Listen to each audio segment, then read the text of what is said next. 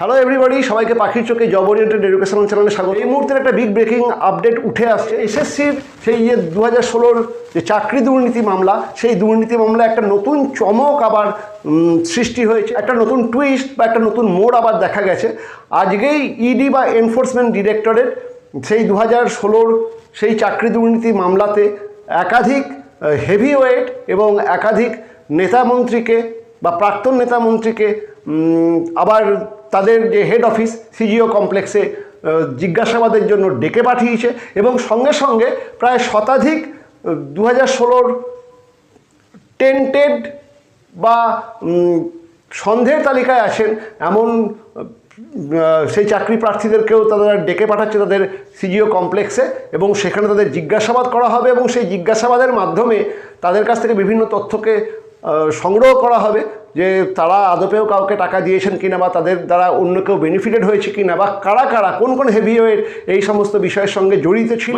ভোটের আগে আবার একটা রাজ্য রাজনীতিতে আবার একটা তুলকালাম হতে চলেছে, সেই বিষয়টাই আজকে এই বারবার করে ব্রেকিং নিউজে উঠে আসছে।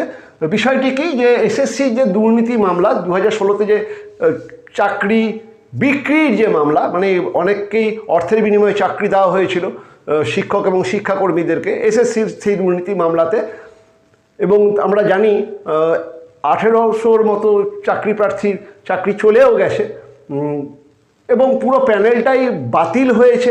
আবার নতুন করে পরীক্ষা হচ্ছে, সেই পরীক্ষার মাধ্যমে নিয়োগ কিছুদিনের মধ্যেই সম্পন্ন হবে। অলরেডি কাউন্সেলিং চলছে এবং নবম দশমের ভেরিফিকেশান, এরপরেই ভেরিফিকেশান ও ইন্টারভিউ শুরু হবে, একাদশ দ্বাদশের কাউন্সেলিং চলছে। প্রসেসটা যখন খুব স্মুথ আবার রান করতে শুরু করেছে তখনই এই টুইস্ট, একটা নতুন চমক। এবং আজকেই আমরা দেখছি যে ইডি বা এনফোর্সমেন্ট ডিরেক্টরেট প্রাক্তন শিক্ষা সচিব মনীষ জৈন, প্রাক্তন এক যুব নেতা কুন্তল ঘোষ, আমাদের প্রাক্তন শিক্ষামন্ত্রী এবং আরও প্রায় শতাধিক সেই সময়কার চাকরি প্রার্থী বা সন্দেহের তালিকাভুক্ত চাকরি প্রার্থী, তাদেরকে সিজিও কমপ্লেক্সে 16 থেকে 19 তারিখের মধ্যে 19শে মার্চের মধ্যে ডেকে পাঠাচ্ছে এবং তাদের কাছ থেকে বিভিন্ন রকম তথ্য সংগ্রহ করা হবে এবং দেখা হবে যে এই বিষয়টি জাল আরও কতটা গভীরে প্রথিত আছে। যাই হোক, এই খবরটা অত্যন্ত গুরুত্বপূর্ণ, কারণ সেকেন্ড সেমিস্টারের মাধ্যমে এই শিক্ষক নিয়োগ প্রক্রিয়াটা ধীরে ধীরে গতি পাচ্ছে।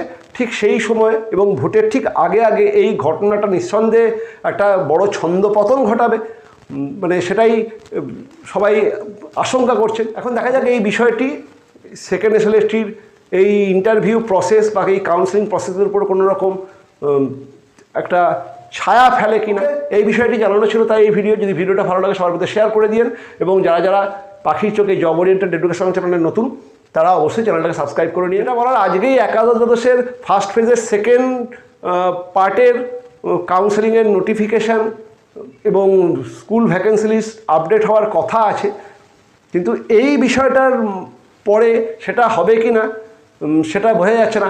ইনফ্যাক্ট এই বিষয়টা আমাদের এই ভবিষ্যৎ ইন্টারভিউর ক্ষেত্রে কোনো রকম প্রভাব ফেলবে কি না বা কাউন্সেলিংয়ের ক্ষেত্রে কোনো প্রভাব ফেলবে কি না, সেটা আজকের এসএসসির যে তাদের যে পরবর্তী পদক্ষেপ তার মাধ্যমেই বোঝা যাবে। ওকে, সবার এবার নজর সেদিকে থাকে। এই খবরটার অত্যধিক গুরুত্ব রয়েছে বলেই খবরটা আপনাদের সঙ্গে শেয়ার করলাম। দেখা হচ্ছে অন্য ভিডিওতে।